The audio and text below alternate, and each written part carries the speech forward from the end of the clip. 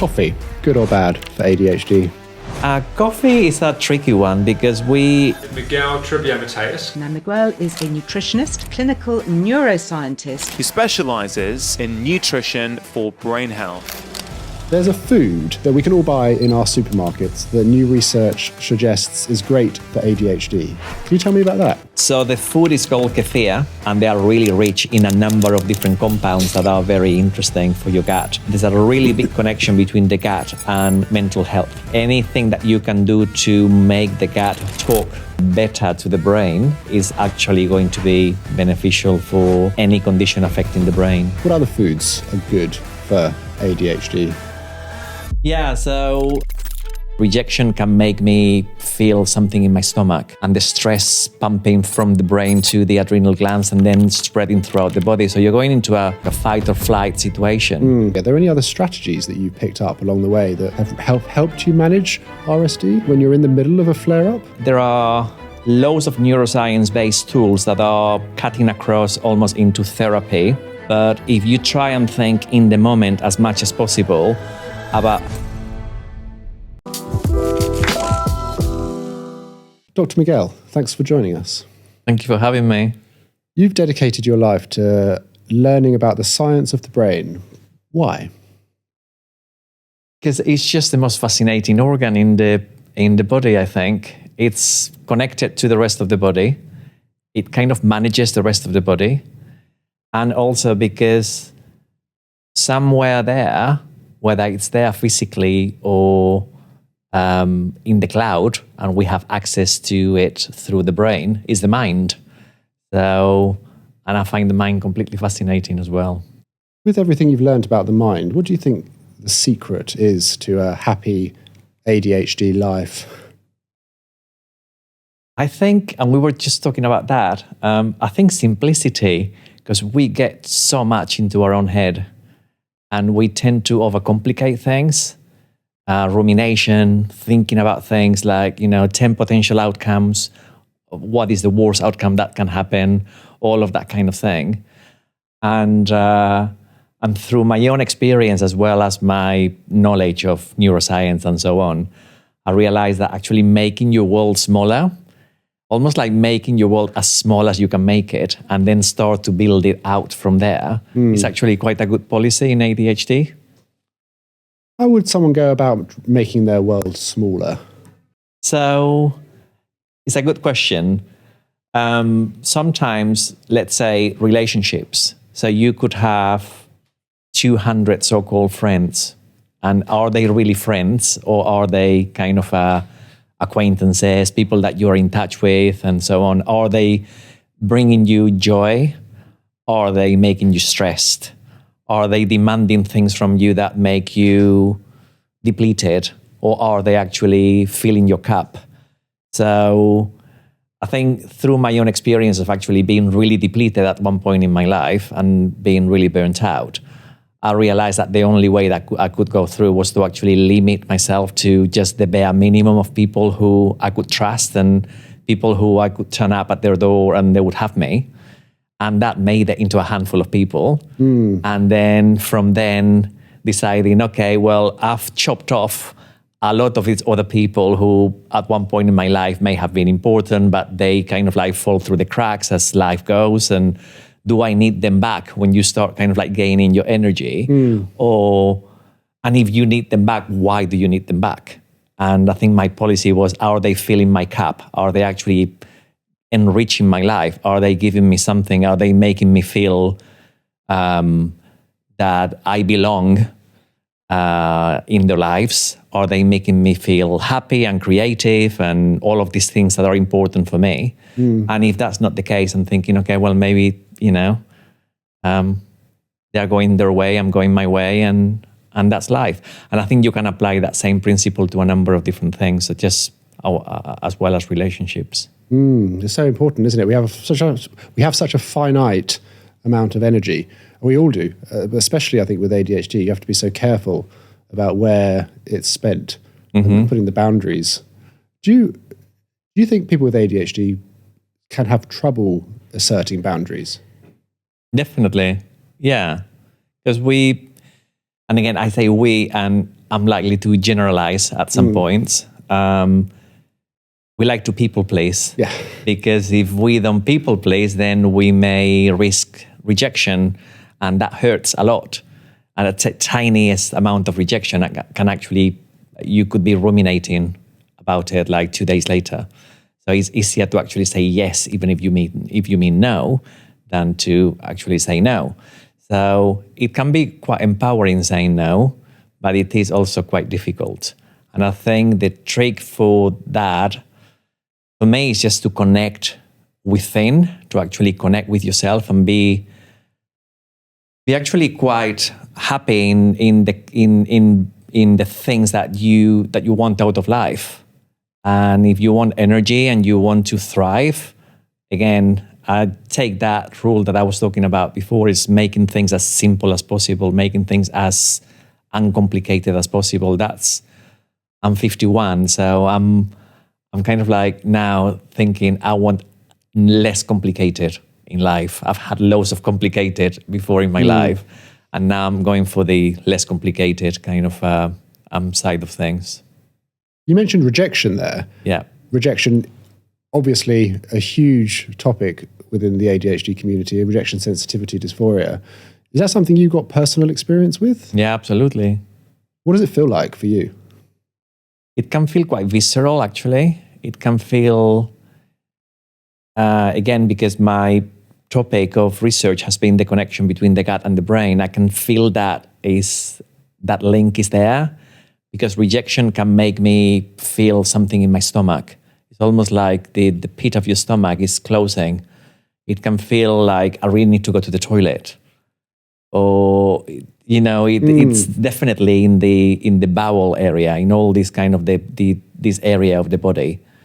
And it can feel quite fiery as well. It's almost like, your heart is pumping with adrenaline. So there is that connection between the adrenal glands and the stress pumping from the brain to the adrenal glands and then spreading throughout the body. So you're going into almost like a fight or flight situation. You're preparing to fight something because you've just been told that something you're expecting to turn out a certain way is not turning out that way, or you're preparing to leg it from it, so you run away. And in most cases, I'm non-confrontational. Well, I'm Spanish, so I can be a little bit argumentative sometimes, but I would rather not have a confrontation. I would rather leave the situation. So there is all of those things just spinning in my head in one split second. So it can feel like my head is spinning with all of this information, trying to make sense of it. What do you do? Do you have an argument with this person? Do you just ignore it and carry on? Do you go to the toilet because you feel like something like a knot in your stomach? So there's all of those things going on. That's how RSD feels for me. Apart from those three, are there any other strategies that you've picked up along the way that have helped you manage RSD when you're in the middle of a flare-up? Yeah, I think for me, there are loads of neuroscience-based tools that are cutting across almost into therapy. So I don't want to step into therapist toes because they have a role. But if you try and think in the moment as much as possible about a situation and how it's making you feel, if you have that quick moment of reflection in that precise instant, and you think, okay, I'm feeling X, I'm feeling angry because of this situation. Where is the anger coming from? Is the person themselves making me feel angry? Is what they are telling me making me feel angry? So that's kind of almost like step one and step two. So tracing the source, labeling what you're feeling and tracing the source, and trying then to think, okay, what can I do so this situation doesn't affect me in the way that it's affecting me? And sometimes it can be as easy as taking a moment and say, I acknowledge that I take longer to process emotions. You don't need to say this to the person, but you can remind yourself that is the case. In ADHD, it is definitely the case. So you take a moment to breathe in and out, and you might say, I'm going to get back to you, and just leave the room and go and get a glass of water, or go and get a drink, or go and walk around the neighborhood and come back. And that is basically steps 3 and 4 in that reframing context, because you're identifying that you can do something so that situation doesn't affect you the same way it was going to affect you. And then you go and do it. And that could be the walk around the block. It could be the glass of water in another room, but you've literally detached yourself from the situation, and then you can come back with a fresh outlook and be able to say, actually, I don't agree with you, or just decide that you're not going to confront the person because it's not worth it. But you've had a bit of buffer. And I think that's quite important, because impulsivity is a big thing in ADHD. So we'll tend to, by impulse, get into an argument or spend energy in a conversation that ends up depleting us. And you underestimate how much you can actually get depleted. So we talk a lot about executive function in ADHD and emotional regulation. They both need energy. I know that they need dopamine and serotonin and all the rest of it, and we can talk about neurotransmitters if you want, but at the basic level, they need energy. And if you're spending your energy on something negative, then you're likely to feel depleted afterwards. So you might engage in that conversation by impulse and then find that you need a day to recover because your week has been spoiled in a way. If that happened on a Monday, then I might need, tomorrow might be a write-off because I'm ruminating about it. If someone's listening and their partner has ADHD and they know that rejection sensitivity dysphoria is something that their partner struggles with, do you have any advice for that person, the person in the relationship with the ADHD? It is tricky because obviously we have different ways of seeing the world and they're both valid. And in a way, you cannot just pull up the ADHD card every time and say, I'm ADHD and you need to respect me, because the other person might say, I'm neurotypical and you need to respect me. So we need to meet halfway. So I think it's just having the honesty to actually say, this is affecting me. And I'd like you to think about how that makes me feel.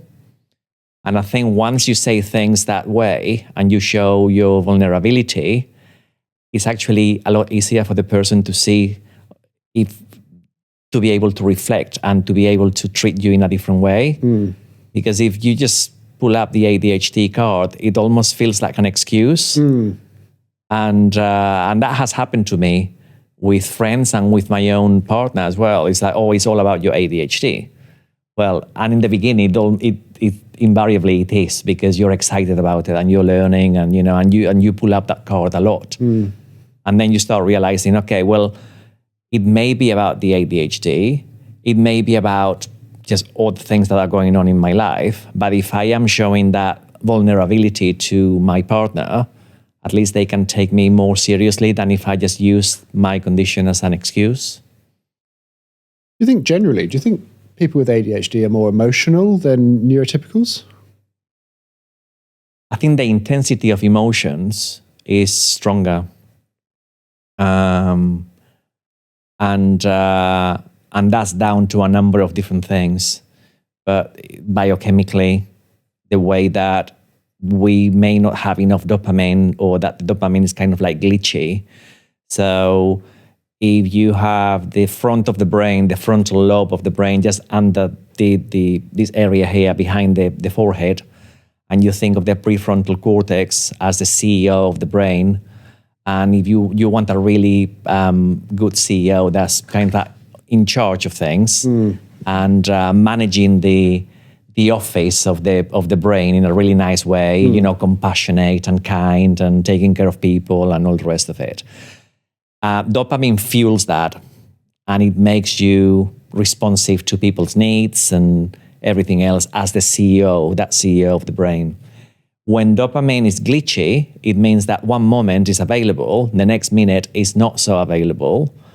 It may be because your receptors are actually not widely distributed enough, so dopamine actually is not getting to the right places, or it may be because you actually have shortages of dopamine, which different things actually help, like sports and some foods and obviously medication as well. So if you have that situation, sometimes you're going to have delays in how you experience a situation, how you experience an emotion. And then there are other parts of the brain, particularly all of this section called the limbic system, including the amygdala and other anatomical parts of the brain that control emotions. And there's always going to be a little bit of a disconnect between that frontal lobe and the emotional center of the brain in ADHD. They should be talking to each other almost like 50-50 and relaying to each other how they feel. But in ADHD, the emotional part of the brain is likely to take over. So we do feel those emotions with a higher intensity. Is there anything people with ADHD can do to, and I love this phrase, pamper the brain? We were talking about it in our call. Is there anything people with ADHD can do to increase that communication between the back of their brain and the front of their brain? Sure.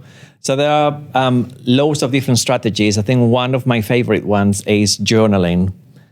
And there's obviously some directive journaling, like gratitude journaling, where you get something pre-populated and the journal might be asking you already, can you list 3 things that you're grateful for? Or what are you grateful for today? Or, and that's fine. I like a more relaxed approach to journaling, almost like free fall writing, which is based on the work of this lady called Barbara Turner Basilago. She's got a fascinating story that she was doing her PhD at Cambridge, and then she left and she went to teach in Africa, and then she decided she didn't want an academic life anyway, and she started teaching creative writing. And the whole formula that she basically talks about is this free fall writing, which is just anything and everything that you're thinking about, put it down in paper without having to think so much about grammar or how it's going to end up looking in the end, whether it makes sense completely or not. And in doing that, when I read her work, I found it fascinating as well as the story. I'm thinking about it as a neuroscientist. I'm thinking, this is very cool because what you're doing, you're making some wiring in the brain work in a very nice way. So you're allowing the prefrontal cortex to talk to the cerebellum, which is right at the back of the brain here. The cerebellum is responsible for motion, for movement, motor skills. And when you're writing in actual pen and paper, as opposed to typing, allegedly you're moving your fingers, but when you're having to articulate the letters on paper, that actually engages that cerebellum a lot more. And then you're sending dopamine from the front of the brain to the back of the brain. And in doing that, there isn't just a cable that is neat. It's a cable with slight ramifications along the way. And because it goes literally all through the brain, you're sending a little bit of dopamine to other areas as well that are to do with reward, with anticipation. So it's a nice flow, almost creating a flow of dopamine from the front of the brain to the back of the brain. So it's a nice workout that you do with the writing. If on top of that, you're expressing your emotions, so that technique that we talked about, I have my own version of it that I call navigating emotions. So you identify what you're feeling, and you might use a tool. There are wheels of emotion. If you struggle identifying what emotion you might be feeling, if you always say, I'm stressed, for example, and that's your go-to emotion, it may be that you're stressed, but it may be that you're angry, or that you are, I don't know, you feel abandoned, or you feel betrayed, or, there are loads of different nuances. And if you have a wheel of emotions, or I use a tool that was actually displayed at as an exhibition, a mental health exhibition in Dundee in 2019. And it's the periodic table of elements, but it's called the periodic table of emotions. And it's very cool. It basically goes through from joy to abandonment, basically all through the spectrum of different emotions. That can actually help you articulate how you're feeling. Then you might articulate what the source is. So it's because I'm talking to Alex and he's irritating me. So you write that down. And then the next thing, what can you do to actually see the situation from another angle? So, and it's not flipping this in a toxic positivity kind of way. I'm feeling something that's affecting my mood in a negative way, and I'm going to flip it to something positive, just like that. It's about realizing that there are angles in life, and according to how you look at a situation, according to your perspective really matters. So it's just reflection. And when you're reflecting, you're using different parts of the brain that are allowing you to process dopamine much better. And serotonin as well, which is important for emotions. So, and then you basically decide what can I do to support me in the process. And that's the last step. And then we talked about that before. So you could go for a walk, you could phone a friend, you could have a bath. I love baths without doing anything. Bath is the best way to stimulate this part of the brain called the default mode network, which is a collection of different anatomical structures in the brain spread between the left and the right hemisphere, so both sides of the brain. And they connect loads of different parts of the brain together, from the front lobe to the cerebellum to the parietal lobe, so the sides of the brain, the core of the brain where the limbic system is, and you process emotion and reward and anticipation. So all of those are connected with tiny little cables by this default mode network. And it only switches on when you're not paying attention to something intently. So when you're meandering, and this is one of the things that happens in ADHD, your mind you daydream. Girls with ADHD daydream a lot. That's the typical presentation, as opposed to, boys with ADHD. You imagine them textbook presentation is fidgety, hyperactive, and what we are learning more about the presentation in girls is it's more daydreaming. They get in their own mind and they are dreaming. This is actually beautiful. It's the way that the ADHD brain is supposed to work. And it's allowing you to regenerate different tissues in the brain. It's allowing to send, these cables are actually sending nutrients and oxygen to, and spreading it across different parts of the brain. And that only happens when you're daydreaming or when you're thinking about something very fluid in the past or in the future. So it's very trendy as well to think about letting go and letting go of the past, but actually reminiscing of something. It can actually activate the DMN, the default mode network. So psychedelics activate the default mode network as well, which is one of the reasons why they are thinking that now, scientists are thinking that psychedelics might actually work for mental health conditions like anxiety and depression. So if you're really focusing on something, or if you're watching something with intent, so if you go into a bath and you have your Netflix on, and you're watching something and paying attention, the default mode network is off. So you need to allow yourself to have rest. And again, another big strategy for pampering the brain, allowing yourself to just be lazy on a weekend, for example. Do nothing. Do nothing time is brain repair time. So, and that's another really important way. You mentioned earlier about recognizing your emotions and being aware of your own emotions. When I got diagnosed with ADHD, the psychologist also diagnosed me with something called Alexithymia. And she said that is a difficulty in recognizing your own emotions. Alexithymia, have you heard of that before? Yeah. What is alexithymia? Alexithymia is your inability to label an emotion. So you'll feel it, but you won't know what you're feeling. And it can happen in autism, potentially more than in ADHD, but there's a big overlap between the two. And I guess that if we actually did assessments for both autism and ADHD, as opposed to one or the other, we'll find that a lot of people actually have both. So this is why I said that if you struggle labeling your emotions, if you use a tool that allows you to label them and you put intent, you put purpose in in labeling your emotions, that can be very useful. And this is down to something in the brain called neuroplasticity, which is happening when you're learning and is also happening all the time from when you're born to when you die, in order to connect neurons with each other and to adapt to the environment.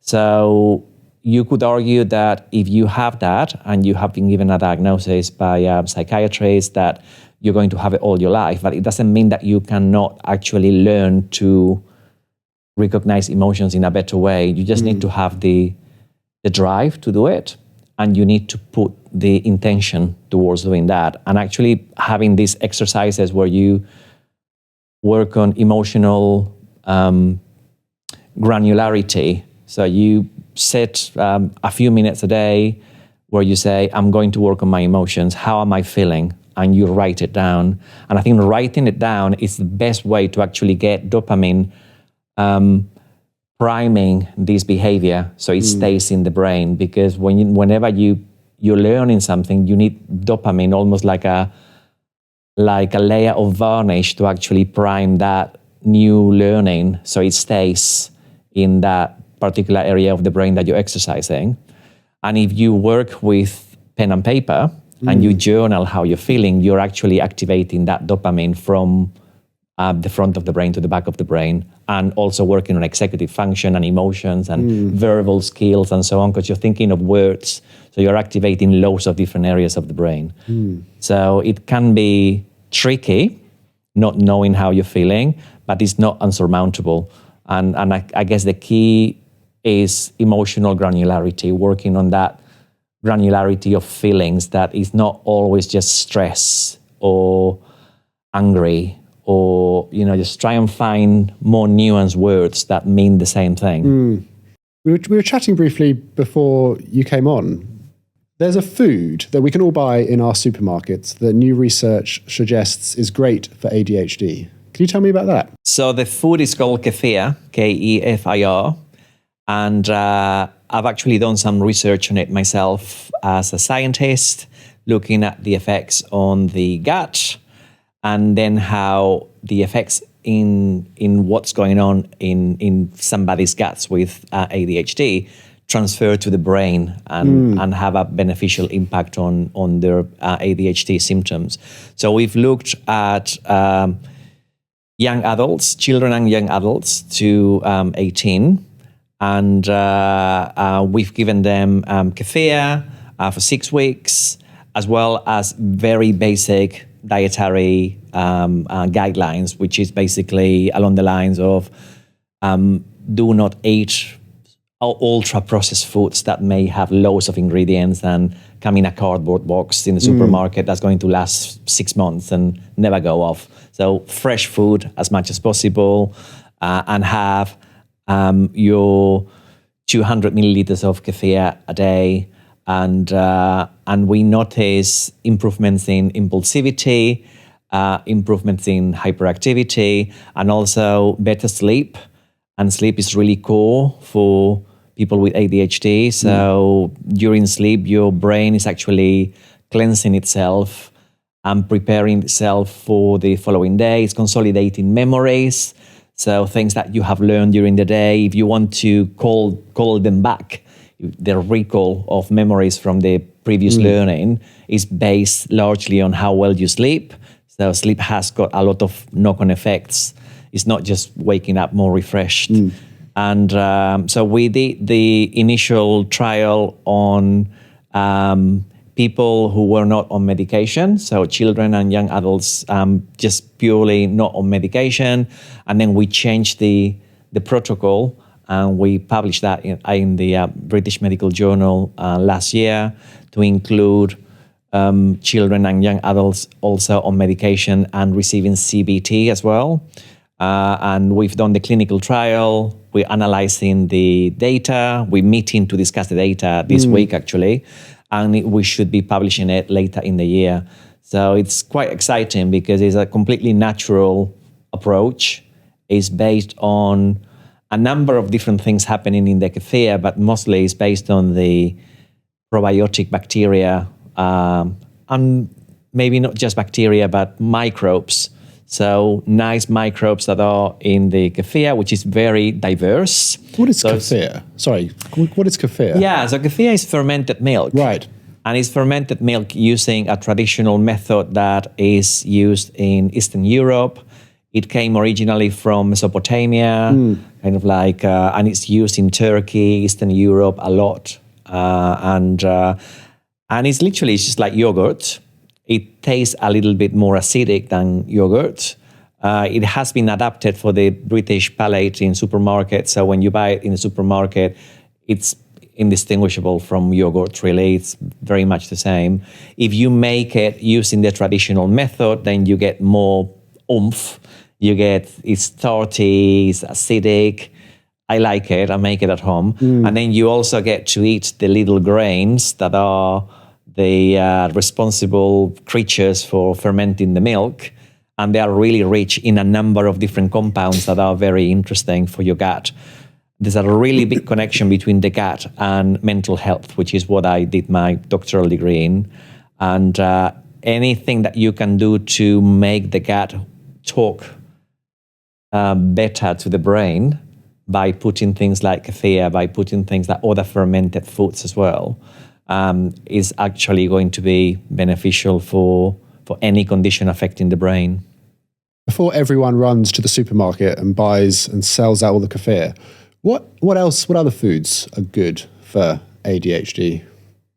Yeah, so there is this thing about protein and ADHD for a number of reasons, because if you start your day with protein, you're more likely to have a better blood sugar response during the day, and ups and downs of blood sugar are completely normal, even though there is a bit of a craze at the moment with people wearing devices to check their blood sugar all the time, and all of this is very trendy. But blood sugar goes up and down all the time, and if you're not diabetic, you don't need to worry about it, basically.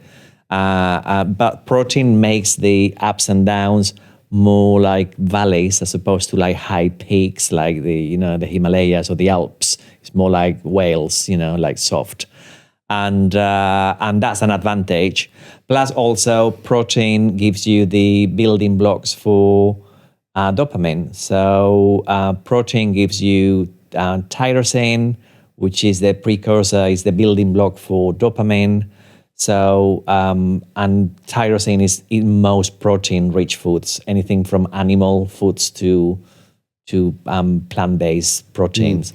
So it's easy to get really from most proteins. So that's important. But also fiber and colorful fiber. So fiber is in plants. And when I look at plants in an ADHD, I think we need to embody diversity in ADHD. So we are diversity because we are diverse in our brains. And if we embody that diversity and bring in a rainbow of different colors into our body, our brain is going to thank us. So vibrant reds and greens and purples and anything that you can think of that it's a bright color. Even whites, like a white bean, the white is not in the rainbow, but it plays a role because every color contains compounds that is almost like the pigment is actually being broken down by your gut bacteria and doing something beneficial in your gut that's going to affect what happens in the brain. So that for me is really key. Fiber, protein, probably those are the key ones. And healthy fats as well, like, fish oils, for example, are really important as well. And if you don't eat fish or you're plant-based, then there are alternatives that you can use. If somebody wanted to improve their ADHD, what 3 foods should they avoid? Anything super processed, I think, is key for me. Just because just as we are sensitive with emotions, we are sensitive to other things as well. So if you are putting foods in your body that contain a long list of ingredients and you're reading the ingredients and you cannot even pronounce some of them because they sound like something that's come out of a lab as opposed to something that you've made at home, that's probably not the ideal food for you. Now, I take an approach to nutrition and food in general that is very inclusive. So sometimes we struggle with emotional regulation and we fancy something crunchy, or we fancy something, slightly full of calories or sweet or something. And that's okay to do if that's going to take you out of that slump. If you're feeling like you're really struggling with your emotional regulation and you do that in order to soothe yourself, I think that is valid. And I'd rather you do that than you actually do drugs or sex or gambling or something more dangerous that's going to put you in a sticky situation. So, if you feel like doing Krispy Kreme rather than doing cocaine, I think it's probably, I think it's warranted. So I would say try to avoid anything that's super high in sugar. Again, normal quantities of sugar are okay during the day. So if you're having natural sugars, like in fruit, for example, I wouldn't obsess over whether the fruit needs to be eaten with a bit of protein or something like that, like many people would advise. If you're having an apple, the apple in itself is water, fiber, it has natural sugars, but it's a self-contained piece of food. So you don't need to worry so much about having some peanuts with it or some almonds. It depends how granular you want to get. But definitely anything that is processed sugar, so, pink donuts are slightly unnatural. They may be okay for the occasional self-regulation session, but not something you want to be putting in your body all the time.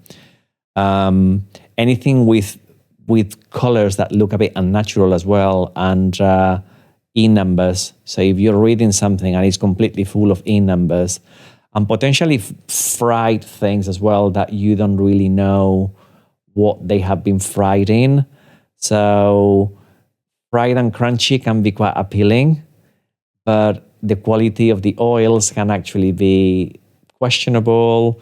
You're putting calories in your body that may not be nourishing enough, and you may be putting some excitatory compounds like monosodium glutamate as well that are added to foods to make them taste better. So savory foods that have been fried, so takeaways, deep fried chicken, all of these kind of things, if they have added ingredients to make them taste even tastier, that can actually make your neurons go a bit wacky in the brain. And we are wacky enough. So we don't need added wackiness. Coffee, good or bad for ADHD? Coffee is a tricky one because I find that there's a lot of generalization in the ADHD world. And a lot of people say, oh, coffee makes me fall asleep. Well, I'm the opposite. With coffee, I'll have a panic attack. So, I think we just need to realize that there is a whole spectrum of ADHD experiences, and some people will feel really sleepy. It depends on their genes and how they clear caffeine. And some people will actually have a really good response to coffee. They'll enjoy the ride, and then the caffeine will kind of slightly be disposed of. For me, the first coffee is wonderful. The second coffee, it kind of like makes me a bit jittery. And if I have 3 coffees, I'll be kind of like thinking worst case scenario. If I have an email from somebody that slightly questioning what I've done or something, I'll go into a spiral. It's like a dagger to the heart. Yeah, exactly. So I think caffeine for me, I'm off caffeine at the moment for that reason. I really like it.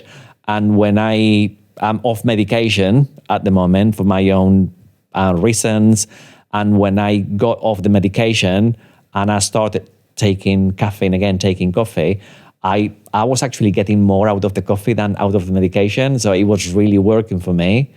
But it took about 3 months before I started getting the jitters again, and then the kind of anxiety that comes with it. And I do live with anxiety, and I don't need throwing more fuel into the fire with that situation. So I stopped the coffee altogether. I do decaf. So decaf has the good compounds without the caffeine. So coffee is good for your microbes in your gut, for example, and for the brain, it's really antioxidant. And you still get a lot of those benefits with decaf without the caffeine.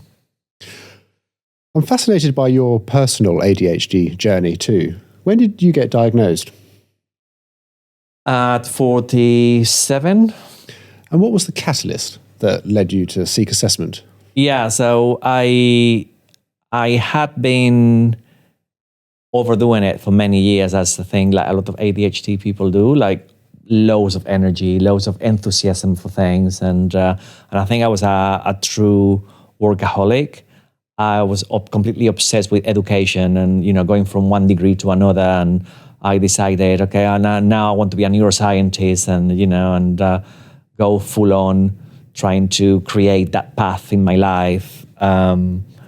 Before then, I was working in medical research, scientific publishing, traveling a lot to throughout Europe, but to funky places as well. Like, one day I'd be in Armenia, the next day I'd be in like Quebec, and it was quite hectic. So I think I overdid that for a while, and I took for granted what my body needed.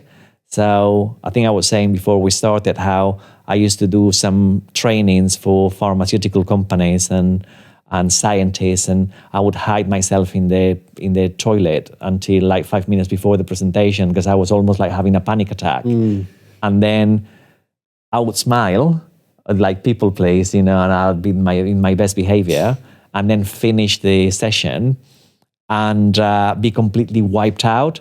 So my colleagues would be, oh, we're going out for dinner to, with like some clients or whatever. And I've got a headache. And I would miss the dinner just because I was so exhausted by that. But I didn't recognize that there was anything wrong. I just thought, okay, well, I've just overdone it. And I didn't have a label for it. And that happened for years and years. Until fast forward to 2018, these episodes were getting stronger. 2019, even stronger. 2020, I just crashed completely and completely burnt out it was 2019, 2020. And that, I had a colleague who had been diagnosed with ADHD, and he was we shared a lot of experiences.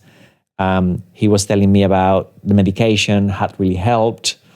And I was feeling so low that I thought, okay, well, I'm gonna have a go at the assessment and see what happens. And the assessment was, your textbook ADHD, which made sense of a lot of things in my life.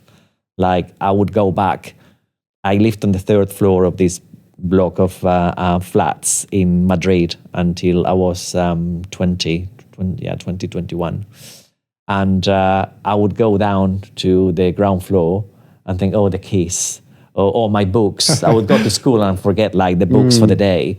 So my mom would be at the door with like the keys or the books because she would know that sometimes I wouldn't even go down to the ground floor. I'd go down one floor and my mom would be at the door already, like, whatever I had left behind, because I always left something behind. So that inattentiveness, that made complete sense. Forgetting my best mate's birthday and things like that, and calling him and saying, hi, how are you doing? And he's like, I'm good. And like, okay, so I guess I'll see you soon. It's my birthday. We're meeting later. Oh shit, I forgot. Things like that. And hyperactivity for me, I think as a child, I can say I was quite a handful. I was always really good academically, but I was also being expelled out of class, like, most days because I would make people laugh. I was the joker in the class, I wanted a good time. I was chasing the dopamine by laughing and using humor as my coping mechanism. And I got into so many problems in school. I think my mom and dad were there, like talking to the head of school, like every second day. But I think I internalized that a lot. And it got into my head. So I'm a thinker. And that can work in my advantage in that I can analyze a situation like really quickly and come up with some outcomes that maybe are a little bit out of the box. And that gives me an edge. But it can also make me feel quite depleted if I'm overthinking and nothing is quite happening. Do you struggle to maintain friendships? Yes and no. So I think the handful of people who are my friends and they know me and they love me for who I am, they kind of, okay, well, sometimes I'm sure that they feel I'm not giving them enough attention because I'm obsessing with somebody else and I'm not obsessing enough with them. And because I've completely obsessed with them for years and then all of a sudden I'm not, it can feel a bit weird, I'm sure. But they kind of know me now, and that's fine. I think with some people that have fallen through the cracks, probably it has been tricky because I had a mini obsession with them for like a few months, and then suddenly I just moved on, and I thought, okay, but probably those were not meant to be in my life for the longer run. So I think the ones who are worth it and are there to stay, they're not going to take it personally. So if somebody takes it really personally, I think you can question whether they need to be in your life or not. Very relatable. Very relatable. You sort of find your tribe, and it's those friends that you can go for long periods of time without speaking to, but then you just meet up and it's like no time has passed. Exactly. I've just spent the weekend with a friend. We met in 95 in one of my first jobs in the UK. And she came to me. We see each other maybe like a couple of times a year. When we see each other, we just pick up immediately. It's almost like no time has passed. There's a group that actually is very much like that. One of them lives in Australia now. She's Spanish. And if I don't see her for 5 years at the time, when we meet, it's almost like no time has passed. With some people, it can get a bit cringy if you haven't seen them for like 2 weeks. And I'm thinking, this is what referring back to making your world smaller and more comfortable. If you acknowledge the fact that ADHD has its challenges, and yes, we have positives as well that we can embrace, and I'm all up for that. Embracing of the good things of ADHD, but it does have the challenges. And if you acknowledge them and you think, okay, I'm going to make life as easy on me as possible, then those things just fall into place. How do you think ADHD shows up in your relationship? I'm full on. We are full on. So I think every ADHD person is unique, but I guess we are more unique than non-ADHD people, and we are not for everybody. So I think if somebody just wants a quiet life and a partner that's going to be easy and no drama and everything else, probably an ADHD person is not the ideal partner, because there's going to be a lot of tectonic movement in there. And but I think it works both ways. It's like, for example, I've been with my husband now for it'll be 16 years in December. And initially, I was very argumentative. When we were having a situation, I was, I'm leaving, I'm packing my bags and I'm going. And now I'm thinking, okay, I think I got used to his ways. He got used to mine. And you need to work at relationships. And I think when I was younger, it's an age thing as well. When I was younger, I was thinking, oh, this is rubbish that you need to work at relationships. They just need to work. And if they don't work, you just move on and you find somebody else. But I don't think that's the case. I think if you genuinely love somebody, and they are always going to be different. Relationships are so tricky. It's like two completely different people, like sharing a space and being together 24 hours a day. Like coming back from work and sharing experiences and stuff. Is being completely complementary. It's almost like magic, and so just taking into account that we can be quite tricky to deal with because of the intensity of emotions that we experience. Sometimes he's talking to me and he says, "Are you listening to me?" I'm saying, "Yes, I am." "So why are you not talking back?" And I'm saying, "I'm not sure." I'm maybe just processing what you're saying. Or he gets really annoyed when I'm looking at my phone all the time. Or you're always looking at your phone. But now he's kind of like got over it a little bit more. And my sister and I has, we've had this conversation a lot as well. You're always looking at your phone. And I say, well, it's all news now, isn't it? Because you've been telling me about me looking at my phone for like the last 20 years. So it's kind of like getting to accept the person for their quirks. And if they don't reply in time, if they seem to ignore you, but they are not ignoring you, if they go hot and cold, if, it's part of what comes with the condition. And if you just embrace us, I think we have a lot to give. I think we can be amazing partners, because and again, every person is different. There could be crappy people with ADHD as well. So I don't want to glamorize everybody with ADHD. But I genuinely think, from my experience of people who I know with ADHD, the intensity of emotions, the care that you have for other people, it feels very genuine. It feels very just. So it's great advice. There was a lot in there. I only ask because relationships is a very common question that I get from my community. Advice on relationship tips. It's an area that a lot of people do struggle with based on reading the DMs and the messages I get. If you had one top tip for how to make a successful ADHD relationship, what would your main top tip be? I think it's acceptance, and in loads of different angles. So first of all is accepting yourself and not gaslighting yourself that you are different, because we live in a society that pushes us in so many different directions that we may not feel natural for us. And there's the whole thing about neuronormativity and where society wants you to go. And as a neurodivergent person, you diverge from the norm. So the sooner you accept that, the better, because that is, you're bound to, we're born with ADHD to lead the way in a slightly different way. So we are not born to actually just go down the road that everybody's going. We're born to go a slightly different route and find a route where there is more food or a better climate, or that we are the finders, the hunters of the group.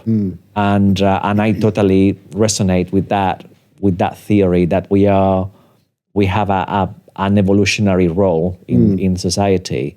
So that is one aspect of acceptance, or self-acceptance. And then obviously with self-acceptance comes self-compassion as well. So it's kind of being kind to yourself when you need to be, because you're going to bugger up sometimes. You will do at some point or another. And it's fine, we all do.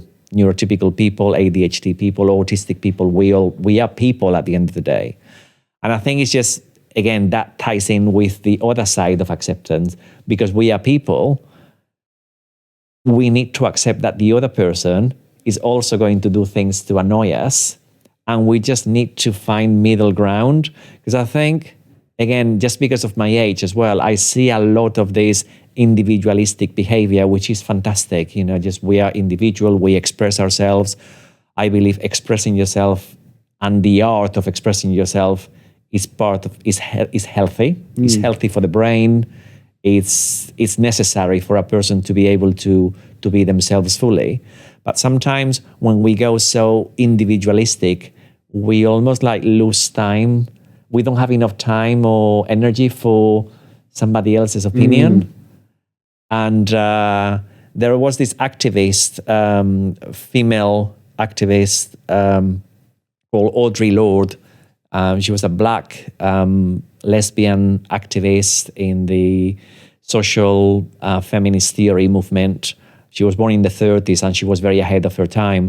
And she talked about diversity a lot. And she talked about how if we want to be accepted, we need to celebrate the diversity in the places that we live. Because if we don't celebrate the diversity within the communities where we are diverse, then what is the point of diversity? And I think that, there could be a lot of celebrating neurodiversity and celebrating diversity of different traits, and then kind of like missing the point in not celebrating that everybody's going to have a little bit of their own quirkiness that we need to accept. So I think it just all goes back to acceptance and respecting people for who they are. I ask all my guests to tell me an item that most represents ADHD in their life. And you said yours was a pair of headphones. Yeah. I'm going to pass these to you. And could you explain why you've chosen a pair of headphones as your ADHD item? So I'm very sensitive to noise. And sometimes I just need the peace and quiet. So I isolate myself with the headphones. And also I love music. And I think music gives me dopamine. I'll go and repeat the same track like 20 times. Like on the way here.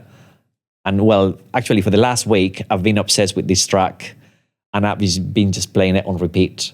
And when I heard it the first time, I'm thinking, wow, this is like really weird. I'm not really sure whether I like it or not, because it's Justice is a band, French band they do this techno thing. And their album in 2007 was massive, and it was almost like a soundtrack for my life. And then they did some other albums, and I thought, oh, they were rubbish. But this track has come out, and I find it fascinating. So it's been on repeat. I think I must have played it about 70 times in the last 3 days. Then do you suddenly get sick of it? Or do you not get sick of it? Some tracks, you'd laugh. I'm a big lover of Daft Punk as well. And it always comes up as like my most played album on Spotify. Discovery, Daft Punk, 2000. I must have played it thousands of times on Spotify since it came out. I'm going to do the washing machine of woes. Yeah. Every week I ask my Instagram community to send me their woes, their ADHD struggles, and I put it in a washing machine and I read it out to the guest. Right, this week in the washing machine of woes, somebody's said, all torn up. There we go. This week in the washing machine of woes, someone said, so far this year, I must have lost about £2,000 because of the ADHD tax. I keep buying stuff for new hobbies, but then lose interest in that hobby. I really want someone to set up an ADHD hobby swap so we can borrow each other's items. It would be great to hear that a neuroscientist who appears to have his life together also falls victim to the ADHD tax. And if so, what are some examples of where it catches you out? Yeah, subscriptions. I'll get excited on subscriptions and I'll think, I really do need the professional version of this, not the free one. Yeah. And I'll fork out like, however much. It could be anything like £20 or it could be like, I've done it with ridiculous things that were like £300 and then realized that I didn't need it. And I forgot to cancel the trial period. So then, a couple of times I've actually been lucky and they've given the money back. And really recently I sold something on eBay and I didn't realize that if you list a reserve price, you get charged for that. And it wasn't obvious. So literally because it was high value, I got charged a lot of money. And then I was really annoyed for about a week. And I chatted to eBay and I said, look, I've been an eBay customer for 20 years and it wasn't obvious, blah, blah, blah. And the lady was very kind and said, well, as a gesture of goodwill, I'll remove the fee this time as a one-off. And I thought, yes. But yeah, it happens to me all the time. It's normally things I forget to cancel. Yeah, the owners of the Brighton train station who keep issuing me parking tickets, they aren't so charitable as the eBay people. We have a tradition to ask the guests their most impulsive thing they've ever done. What's the most impulsive thing you've ever done? I guess like move to the UK. So I came to the UK when I was 21 and I haven't looked back. And I love it here. I know, like, British people just like, why are you in the UK? You're Spanish, you should be in Spain. But in Spain, it's not everybody like dancing flamenco and like sunbathing all day. You still need to work. So, but yeah, I think something like that. And a little bit more dramatic. It goes back to my earlier years when I was a lot more dramatic. I've calmed down a lot now. I was in various different jobs. It goes back like nearly 30 years now. and I left a few jobs. I remember two things quickly. One was just calling my manager something nasty in the middle of the office. It was a Japanese office, and all the Japanese people were like, "Oh my God," because she was doing my head in, and I said, "And I'm leaving." And I shouted in the middle of the office, and I left, and everybody was just like, "Oh my God, this guy is very cool." He just like shouted at this woman who was a complete nightmare. And another one was to go to Greece with a one-way ticket. I think it was like the year after, or like 2 years later as well. I just kind of got bored in the work the job that I was, and I bought a one-way ticket to Greece because I fancied it, and I ended up like meeting a guy in Mykonos, and I toured a few of the islands and Athens with him. I had a bit of a summertime romance. So things like that, I've done a few in my days of like just going with the flow. Great examples of how unpredictable we can be and how fun in relationships we can Exactly, be. Exactly, yes. Doctor, thank you so much. Thank you for having me. It's been wonderful.